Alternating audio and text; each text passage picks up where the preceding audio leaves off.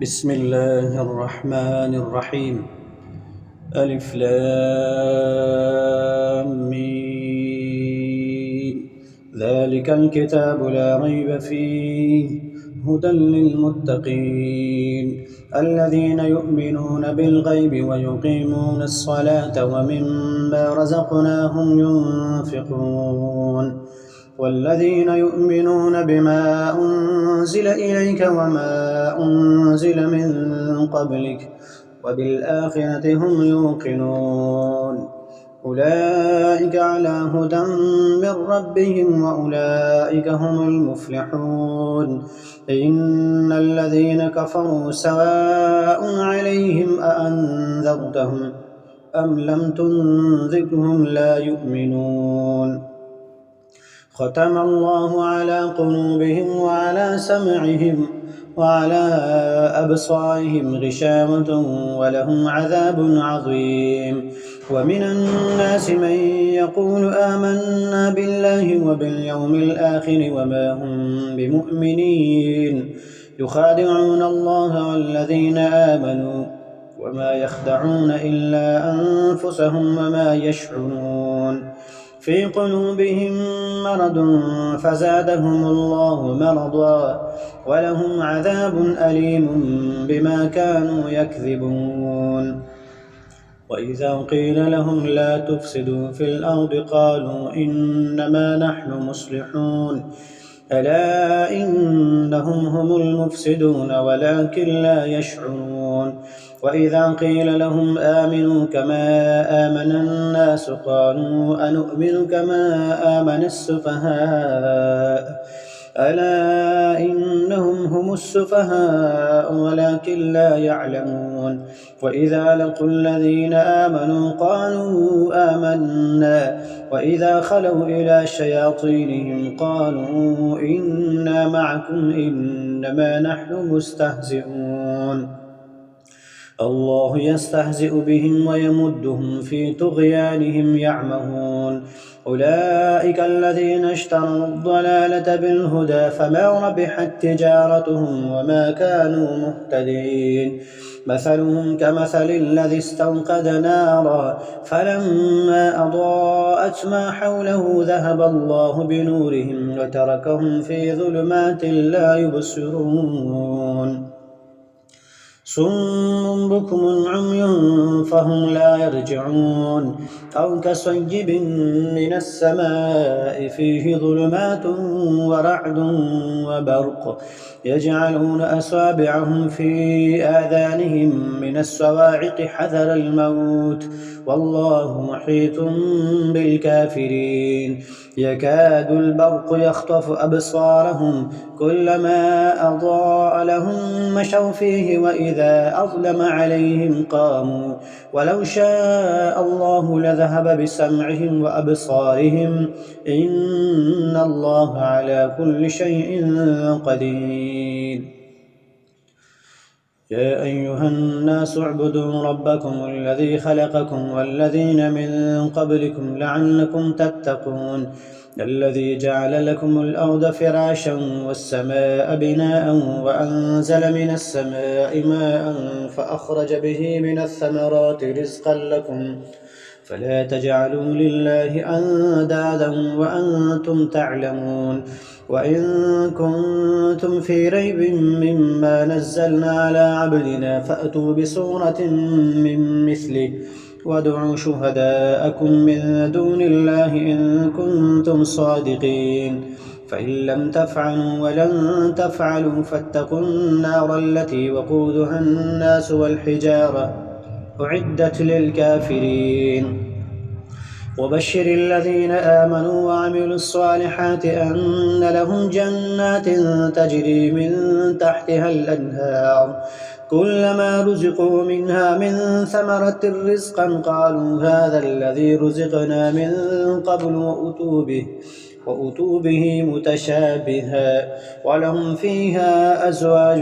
مطهرة وهم فيها خالدون إن الله لا يستحيي أن يضرب مثلا ما بعوضة فما فوقها فأما الذين آمنوا فيعلمون أنه الحق من ربهم وأما الذين كفروا فيقولون ماذا أراد الله بهذا مثلا يضل به كثيرا ويهدي به كثيرا وما يضل به إلا الفاسقين الذين ينقضون عهد الله من بعد ميثاقه ويقطعون ما أمر الله به أن يوصل ويفسدون في الأرض أولئك هم الخاسرون كيف تكفرون بالله وكنتم أمواتا فأحياكم ثم يميتكم ثم يحييكم ثم إليه ترجعون هو الذي خلق لكم ما في الأرض جميعا ثم استوى إلى السماء فسواهن 7 سماوات وهو بكل شيء عليم وإذ قال ربك للملائكة إني جاعل في الأرض خليفة قالوا أتجعل فيها من يفسد فيها ويسفك الدماء ونحن نسبح بحمدك ونقدس لك قال إني أعلم ما لا تعلمون وعلم آدم الأسماء كلها ثم عرضهم على الملائكة فقال أنبئوني بأسماء هؤلاء إن كنتم صادقين قالوا سبحانك لا علم لنا إلا ما علمتنا إنك أنت العليم الحكيم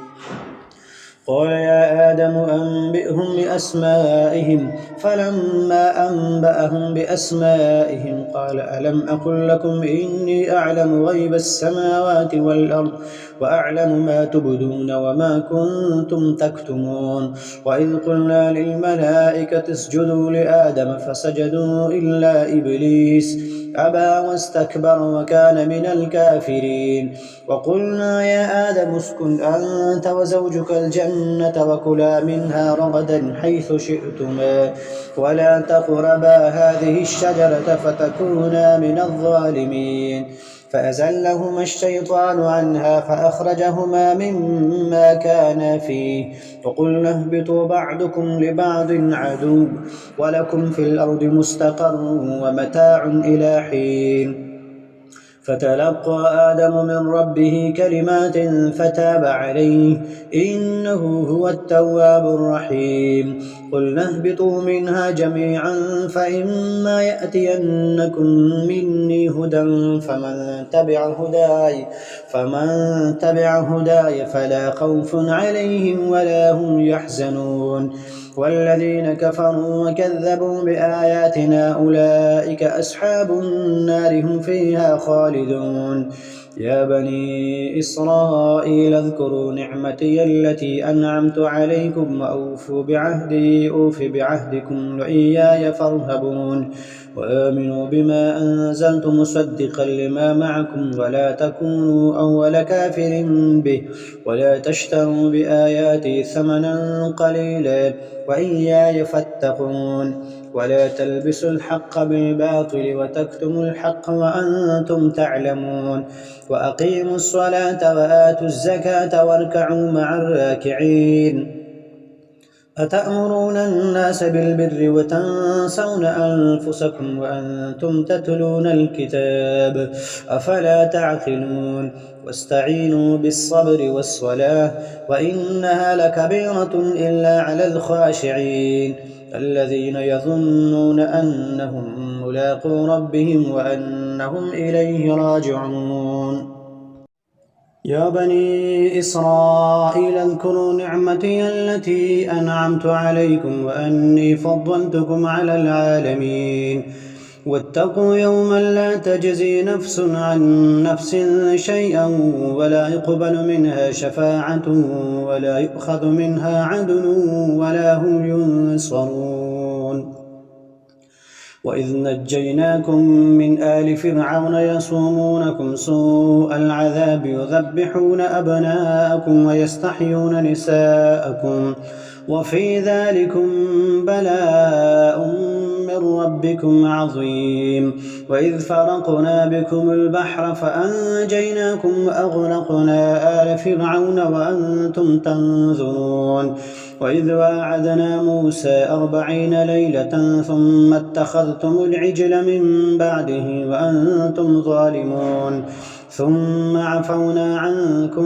من بعد ذلك لعلكم تشكرون. وإذ آتينا موسى الكتاب والفرقان لعلكم تهتدون. وإذ قال موسى لقومه يا قوم إنكم ظلمتم أنفسكم باتخاذكم العجل فتوبوا إلى بارئكم فاقتلوا أنفسكم ذلكم خير لكم عند بارئكم فتاب عليكم إنه هو التواب الرحيم. وإذ قلتم يا موسى لن نؤمن لك حتى نرى الله جهرة فأخذتكم الصاعقة وأنتم تنظرون ثم بعثناكم من بعد موتكم لعلكم تشكرون. وظللنا عليكم الغمام وأنزلنا عليكم المن والسلوى كلوا من طيبات ما رزقناكم وما ظلمونا ولكن كانوا أنفسهم يظلمون. وإذ قلنا ادخلوا هذه القرية فكلوا منها حيث شئتم رغدا وادخلوا الباب سجدا وقولوا حطة نغفر لكم خطاياكم وسنزيد المحسنين. فبدل الذين ظلموا قولا غير الذي قيل لهم فأنزلنا على الذين ظلموا رجزا من السماء بما كانوا يفسقون. وإذ استسقى موسى لقومه فقلنا اضرب بعصاك الحجر فانفجرت منه 12 عينا قد علموا كل أناس مشربهم كلوا واشربوا من رزق الله ولا تعثوا في الأرض مفسدين. وإذ قلتم يا موسى لن نصبر على طعام واحد فادع لنا ربك يخرج لنا مما تنبت الأرض من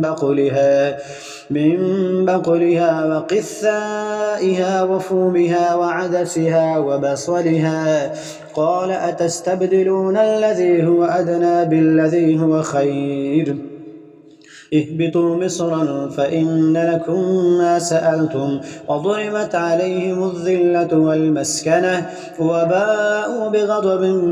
من الله ذلك بأنهم كانوا يكفرون بآيات الله ويقتلون النبيين بغير الحق ذلك بما عصوا وكانوا يعتدون. إن الذين آمنوا والذين هادوا والنصارى والصابئين من آمن بالله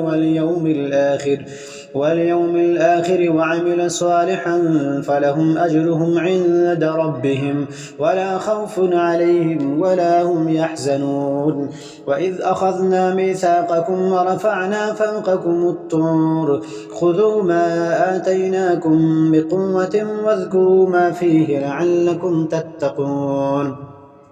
ثم توليتم من بعد ذلك فلولا فضل الله عليكم ورحمته لكنتم من الخاسرين. ولقد علمتم الذين اعتدوا منكم في السبت فقلنا لهم كونوا قردة خاسئين فجعلناها نكالا لما بين يديها وما خلفها وموعظة للمتقين.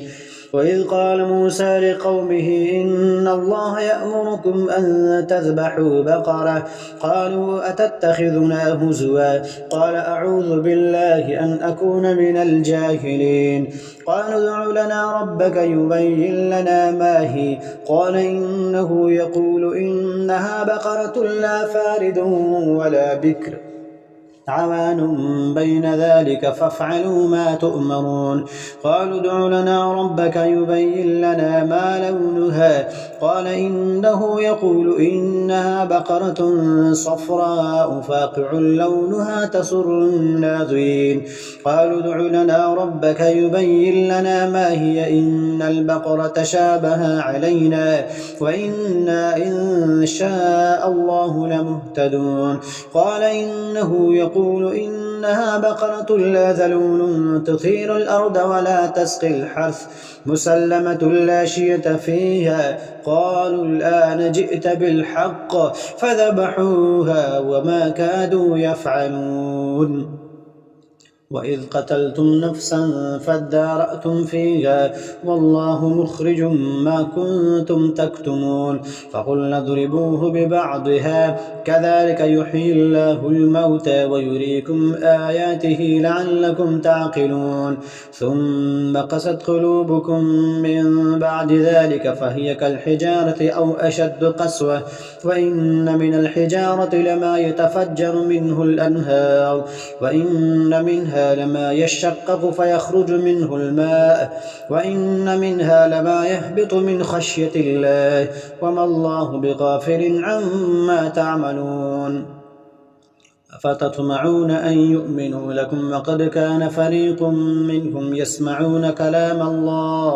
كلام الله ثم يحرفونه من بعد ما عقلوه وهم يعلمون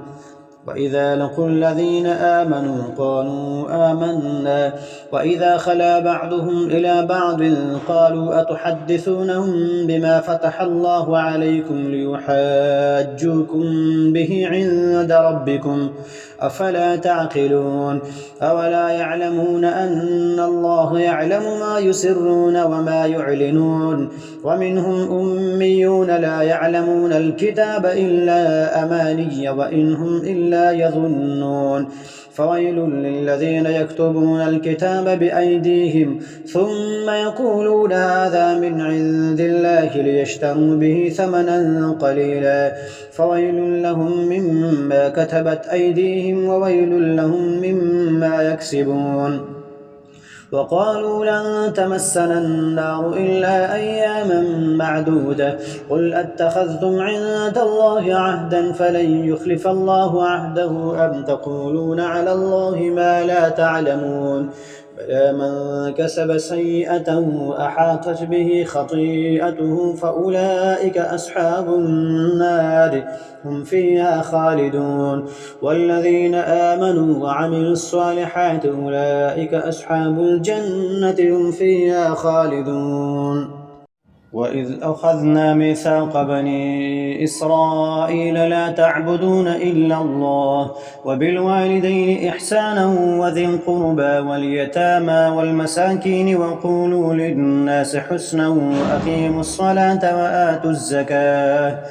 ثم توليتم إلا قليلا منكم وأنتم معرضون وإذ أخذنا ميثاقكم لا تسفكون دماءكم ولا تخرجون أنفسكم من دياركم ثم أقررتم وأنتم تشهدون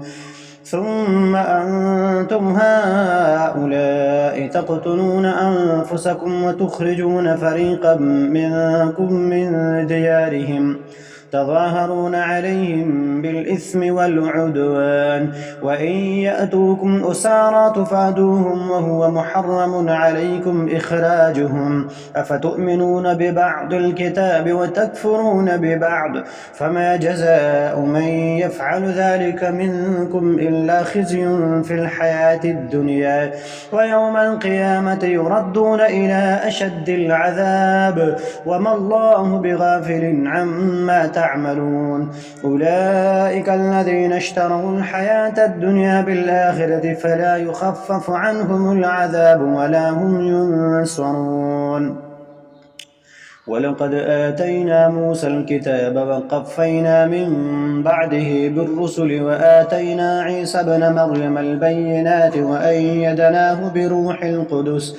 أفكلما جاءكم رسول بما لا تهوى أنفسكم استكبرتم ففريقا كذبتم وفريقا تقتلون وقالوا قلوبنا غلف بل لعنهم الله بكفرهم فقليلا ما يؤمنون ولما جاءهم كتاب من عند الله مصدق لما معهم وكانوا من قبل يستفتحون على الذين كفروا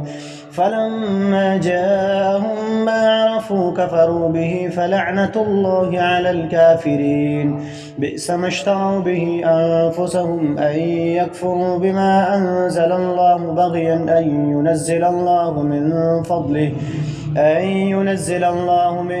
فضله على من يشاء من عباده فباءوا بغضب على غضب وللكافرين عذاب مهين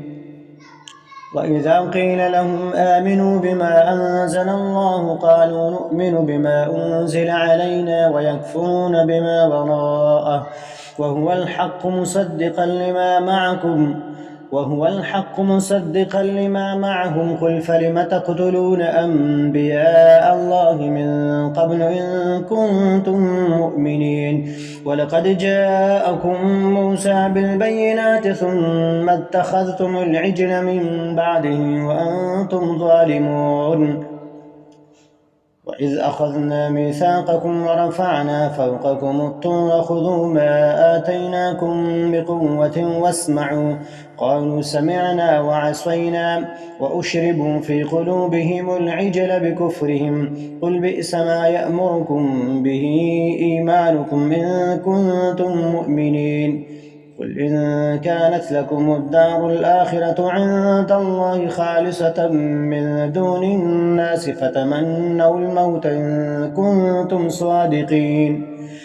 ولن يتمنوه أبدا بما قدمت أيديهم والله عليم بالظالمين ولتجدنهم أحرص الناس على حياة ومن الذين أشركوا يود أحدهم لو يعمر 1000 سنة وما هو بمزحزحه من العذاب أن يعمر والله بصير بما يعملون قل من كان عدوا لجبريل فإنه نزله على قلبك بإذن الله مصدقا لما بين يديه وهدى وبشرى للمؤمنين من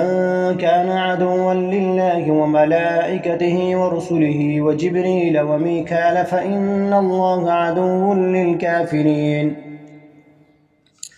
ولقد أنزلنا إليك آيات بينات وما يكفر بها إلا الفاسقون أو كلما عاهدوا عهدا نبذه فريق منهم بل أكثرهم لا يؤمنون ولما جاءهم رسول من عند الله مصدق لما معهم نبذ فريق من الذين أوتوا الكتاب كتاب الله وراء ظهورهم كأنهم لا يعلمون واتبعوا ما تتلو الشياطين على ملك سليمان وما كفر سليمان ولكن الشياطين كفروا يعلمون الناس السحر وما أنزل على الملكين ببابل هاروت وماروت وما يعلمان من أحد حتى يقولا إنما نحن فتنة فلا تكفر فيتعلمون منهما ما يفرقون به بين المرء وزوجه وما هم بضارين به من أحد إلا بإذن الله ويتعلمون ما يضرهم ولا ينفعهم ولقد علموا لمن اشتراه ما له في الآخرة من خلاق ولبئس ما شروا به أنفسهم لو كانوا يعلمون ولو أنهم آمنوا واتقوا لمثوبة من عند الله خير لو كانوا يعلمون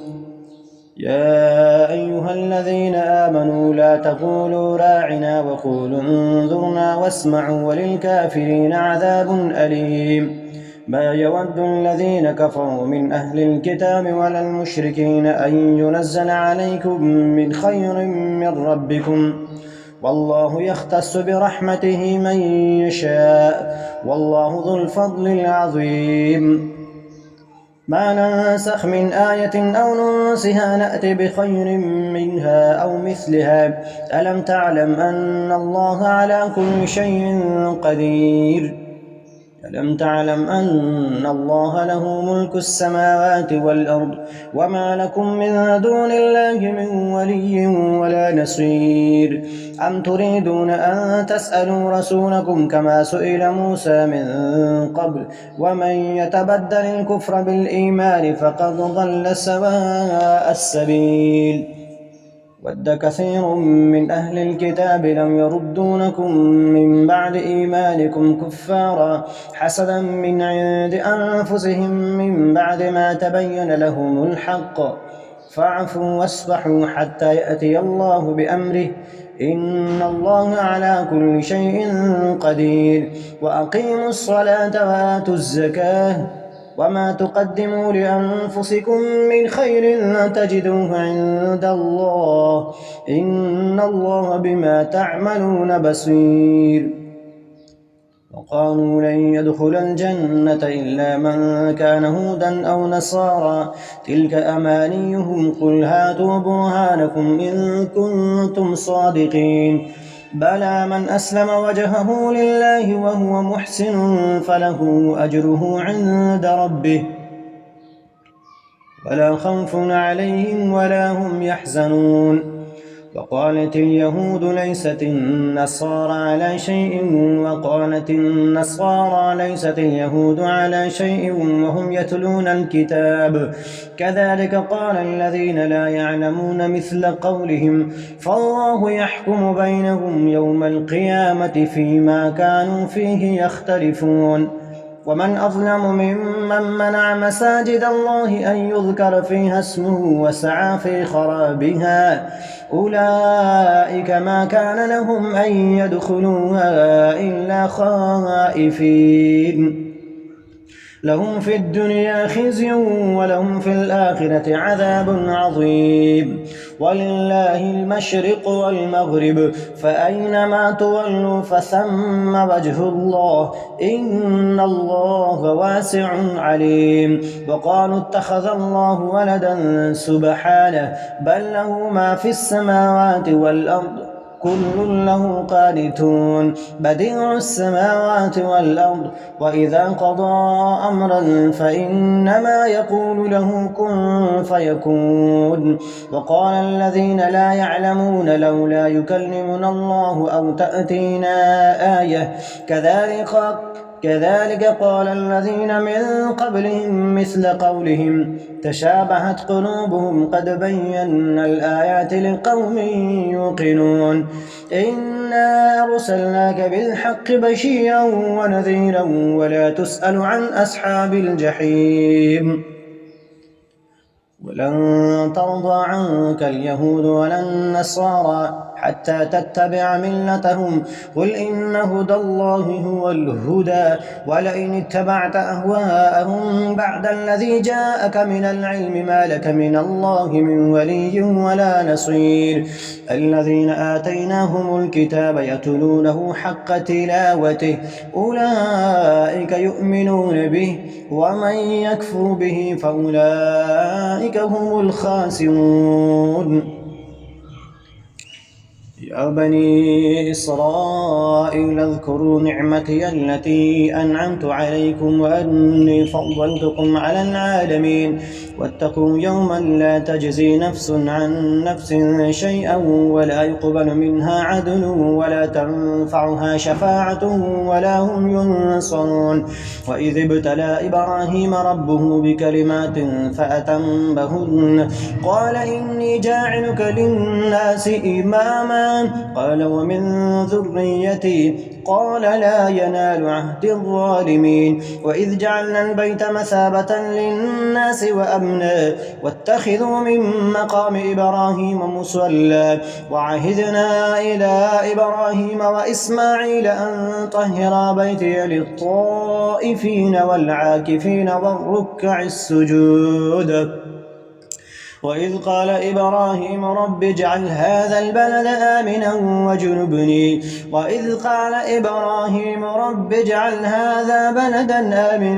وارزق أهله من الثمرات من آمن منهم بالله واليوم الآخر قال ومن كفر فأمتعه قليلا ثم أضطره إلى عذاب النار وبئس المصير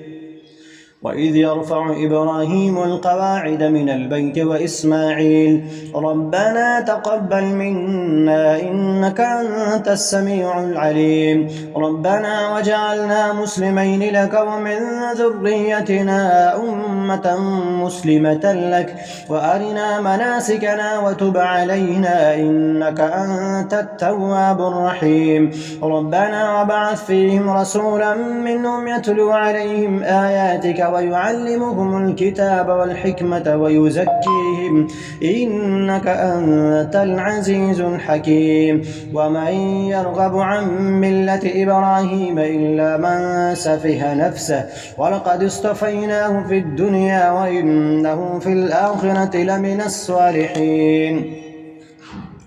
إذ قال له ربه أسلم قال أسلمت لرب العالمين ووصى بها إبراهيم بنيه ويعقوب يا بني إن الله اصطفى لكم الدين فلا تموتن إلا وأنتم مسلمون أم كنتم شهداء إذ حضر يعقوب الموت إذ قال لبنيه ما تعبدون من بعدي قالوا نعبد إلهك وإله آبائك إبراهيم وإسماعيل وإسحاق إلها واحدا ونحن له مسلمون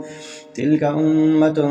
قد خلت لها ما كسبت ولكم ما كسبتم ولا تسألون عما كانوا يعملون وقالوا كونوا هودا أو نصارى تهتدوا قل بل ملة إبراهيم حنيفا وما كان من المشركين قولوا آمنا بالله وما أنزل إلينا وما أنزل إلى إبراهيم وإسماعيل وإسحاق ويعقوب والأسباط وما أوتي موسى وعيسى وما أوتي النبيون من ربهم لا نفرق بين أحد منهم ونحن له مسلمون فإن آمنوا بمثل ما آمنتم به فقد اهتدوا وإن تولوا فإنما هم في شقاق فسيكفيكهم الله وهو السميع العليم صبغة الله ومن أحسن من الله صبغة ونحن له عابدون قل أتحاجوننا في الله وهو ربنا وربكم ولنا أعمالنا ولكم أعمالكم ونحن له مخلصون أم تقولون إن إبراهيم وإسماعيل وإسحاق ويعقوب والأسباط كانوا هودا أو نصارى قل أأنتم أعلم أم الله ومن أظلم ممن كتم شهادة عنده من الله وما الله بغافل عما تعملون تلك أمة قد خلت لها ما كسبت ولكم ما كسبتم ولا تسألون عما كانوا يعملون يقول السفهاء من الناس ما ولاهم عن قبلتهم التي كانوا عليها قل لله المشرق والمغرب يهدي من يشاء إلى صراط مستقيم وكذلك جعلناكم أمة وسطا لتكونوا شهداء على الناس ويكون الرسول عليكم شهيدا وما جعلنا القبلة التي كنت عليها إلا لنعلم من يتبع الرسول ممن ينقلب على عقبيه وإن كانت لكبيرة إلا على الذين هدى الله وما كان الله ليضيع إيمانكم إن الله بالناس لرءوف رحيم قد نرى تقلب وجهك في السماء فلنولينك قبلة ترضاها فول وجهك شطر المسجد الحرام وحيث ما كنتم فولوا وجوهكم شطره وإن الذين أوتوا الكتاب ليعلمون أنه الحق من ربهم وما الله بغافل عما يعملون ولئن أتيت الذين أوتوا الكتاب بكل آية ما تبعوا قبلتك وما أنت بتابع قبلتهم وما بعضهم بتابع قبلة بعض ولئن اتبعت أهواءهم من بعد ما جاءك من العلم إنك إذا لمن الظالمين الذين آتيناهم الكتاب يعرفونه كما يعرفون أبناءهم وإن فريقا منهم ليكتمون الحق وهم يعلمون الحق من ربك فلا تكونن من الممترين ولكل وجهة هو موليها فاستبقوا الخيرات أينما تكونوا يأت بكم الله جميعا إن الله على كل شيء قدير ومن حيث خرجت فول وجهك شطر المسجد الحرام وإنه للحق من ربك وما الله بغافل عما تعملون ومن حيث خرجت فول وجهك شطر المسجد الحرام وحيث ما كنتم فولوا وجوهكم شطره لئلا يكون للناس عليكم حجة إلا الذين ظلموا منهم فلا تخشوهم واخشوني ولأتم نعمتي عليكم ولعلكم تهتدون كما أرسلنا فيكم رسولا منكم يتلو عليكم آياتنا ويزكيكم ويعلمكم الكتاب والحكمة ويعلمكم ما لم تكونوا تعلمون فاذكروني أذكركم واشكروا لي ولا تكفرون يا أيها الذين آمنوا استعينوا بالصبر والصلاة إن الله مع الصابرين ولا تقولوا لمن يقتل في سبيل الله أموات بل أحياء ولكن لا تشعرون ولنبلونكم بشيء من الخوف والجوع ونقص من الأموال والأنفس والثمرات وبشر الصابرين الذين إذا أصابتهم مصيبة قالوا إنا لله وإنا إليه راجعون أولئك عليهم صلوات من ربهم ورحمة وأولئك هم المهتدون إن الصفا والمروة من شعائر الله فمن حج البيت أو اعتمر فلا جناح عليه أن يطوف بهما ومن تطوع خيرا فإن الله شاكر عليم إن الذين يكتمون ما أنزلنا من البينات والهدى من بعد ما بيناه للناس في الكتاب أولئك يلعنهم الله ويلعنهم اللاعنون إلا الذين تابوا وأصلحوا وبينوا فأولئك أتوب عليهم وأنا التواب الرحيم إن الذين كفروا وماتوا وهم كفار أولئك عليهم لعنة الله والملائكة والناس أجمعين خالدين فيها لا يخفف عنهم العذاب ولا هم ينظرون وإلهكم إله واحد لا إله إلا هو الرحمن الرحيم إن في خلق السماوات والأرض واختلاف الليل والنهار والفلك التي تجري في البحر بما ينفع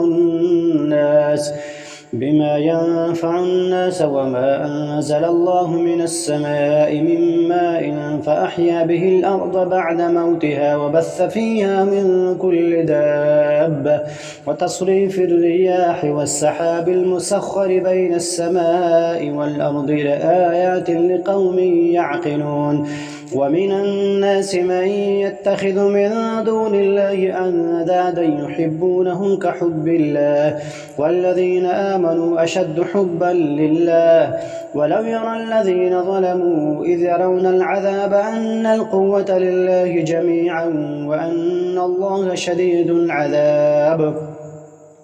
إذ تبرأ الذين اتبعوا من الذين اتبعوا ورأوا العذاب وتقطعت بهم الأسباب وقال الذين اتبعوا لو أن لنا كرة فنتبرأ منهم كما تبرأوا منا كذلك يريهم الله أعمالهم حسرات عليهم وما هم بخارجين من النار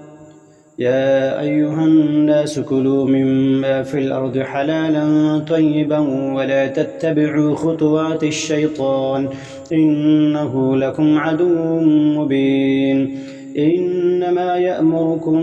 بالسوء والفحشاء وأن تقولوا على الله ما لا تعلمون وإذا قيل لهم اتبعوا ما أنزل الله قالوا بل نتبع ما ألفينا عليه آباءنا أولو كان آباؤهم لا يعقلون شيئا ولا يهتدون ومثل الذين كفروا كمثل الذي ينعق بما لا يسمع إلا دعاء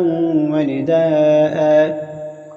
صم بكم عمي فهم لا يعقلون يا أيها الذين آمنوا كلوا من طيبات ما رزقناكم واشكروا لله إن كنتم إياه تعبدون